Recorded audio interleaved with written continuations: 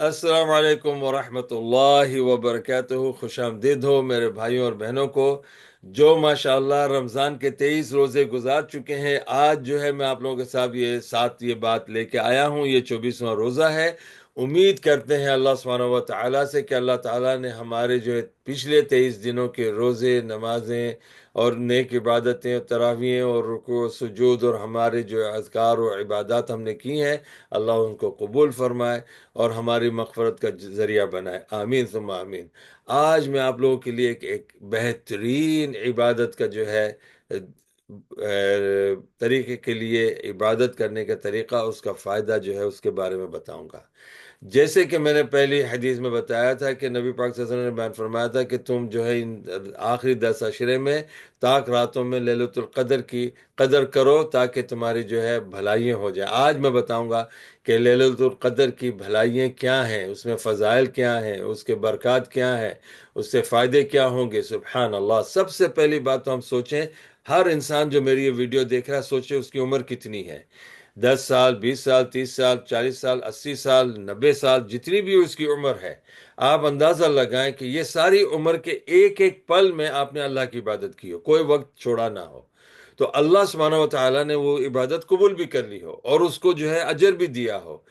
اب وہ جو ہے آپ نے دنیاوی کوئی چیز کا مزے نہیں لیے، صرف عبادت میں گزار لی ہے۔ لیکن اللہ سبحانہ و تعالیٰ کا وعدہ ہے سورہ القدر کے اندر، سورہ نمبر 97 ہے، 97 ہے، اور آیت نمبر 3 کے اندر اللہ تعالیٰ کہتا ہے کہ لیلۃ القدر خیر من الف شہر۔ یہ لیلۃ القدر کی عبادت جو ہے، ایک رات کی عبادت تمہارے جو ہے 83 سال اور 4 مہینے، یعنی 1000 مہینوں کو اگر ہم تقسیم کر دیں سالوں میں اور مہینوں میں، تو 83 سال کی عمر، 83 ایئرز، اور 4 مہینے ایڈ کر دیں تو اتنا سارا جو ہے وقت اگر کسی نے اپنی عبادت میں لگا دیا ہو، اس سے زیادہ جو ہے عبادت کا جو ہے اجر ثواب اس رات میں، ایک رات میں ملتا ہے۔ تو کتنی بڑی اہمیت ہے، اور ہم کیوں ضائع کریں؟ کیوں ضائع کریں؟ کیونکہ رسول صلی اللہ علیہ وسلم نے بیان فرمایا کہ اس رات کے اندر جو ہے یہ برکتوں اور رحمتوں اور جو ہے فضیلتوں کی اور مغفرتوں کی رات ہے یہ۔ کیوں؟ کیونکہ اللہ تعالیٰ کہتا ہے انا انزلناہ فی لیلۃ القدر، ہم نے قرآن پاک کو لیلۃ القدر کی رات میں نازل کیا۔ وما ادراک ما لیلۃ القدر، لیلۃ القدر ہے کیا چیز آپ کو پتا ہے؟ اس کی اہمیت کیا ہے؟ لیلۃ القدر خیر من الف شہر، لیلۃ القدر جو ہے اس کی عبادت 1000 مہینوں سے زیادہ جو ہے، زیادہ کی عبادت کا، زیادہ عبادت سے زیادہ کا ثواب ہے۔ یعنی 1000 مہینے آپ عبادت میں لگا دیں، ایک پل بھی نہ چھوڑے، اس سے زیادہ جو ہے اس کا اجر ثواب ہے اس رات کی عبادت کا۔ تنزل الملائکۃ والروح فیہا بإذن ربہم من کل امر، اللہ کے حکم سے سارے فرشتے اور حضرت جبریل نازل ہوتے ہیں اس رات میں، اور ساری جو کام اللہ نے دیے ہوتے ہیں وہ پورے کر لیتے ہیں۔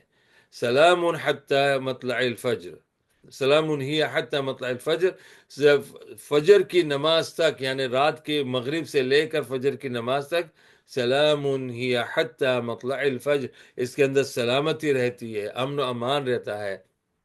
یہ سنتے میں میرے بھائیوں، میں صرف آپ لوگوں سے یہ گزارش کروں گا کہ فلسطین والے جو مسلمان ہیں، شہداء ہیں، ان کے گھر والوں کے لیے دعا کریں کہ ان کے پاس بھی جو ہے امن امان آ جائے، کیونکہ وہ رات میں ہم سے زیادہ عبادتیں کرتے ہوں گے، لیکن کسی وقت بھی جو ہے ان پر بم گر سکتا ہے، ان لوگوں کا جن کے سینوں میں دل نہیں ہے، جو انسان ہے لیکن انسانیت سے ختم ہو چکے ہیں، وہ صرف جسمانی طور سے انسان ہے۔ اللہ تعالیٰ جو ہے ان کے لیے آسانی فرمائے۔ یہ رات میں حضرت عائشہ صدیقہ رضی اللہ تعالیٰ نے پوچھا کہ یا رسول اللہ، کیا اس رات میں ہم کیا کریں؟ تو آپ نے کہا یہ دعا مانگو، اللہم انک عفو تحب العفو فاعف عنی، اے اللہ تو جو ہے درگزر کرتا ہے، تجھے درگزر کرنا پسند ہے، تو میرے لیے بھی میرے گناہوں کو درگزر کر دے۔ اسی طرح ہم فلسطین کے مسلمانوں کے لیے بھی دعا مانگے کہ اے اللہ تو درگزر کرتا ہے اور تو درگزر کرنا پسند کرتا ہے، تو فلسطین کے مسلمانوں کی بھی مشکلوں کو درگزر کر دے، پریشانیوں کو درگزر کر دے، ان کے لیے امن امان، پورا رات نہیں بلکہ پوری زندگی ان کے لیے امن امان قائم کر دے۔ یہ حدیث جو ہے میں نے آپ لوگوں کے سامنے رکھ دی ہے، آیت رکھ دی ہے، انشاءاللہ امید ہے کہ آپ لوگ لیلۃ القدر کے لیے سیریس ہو جائیں گے اور اس پہ کوشش کریں گے کہ اپنا وقت ضائع نہ کریں اور اس کو عبادت میں گزاریں۔ آمین ثم آمین، جزاکم اللہ خیرن۔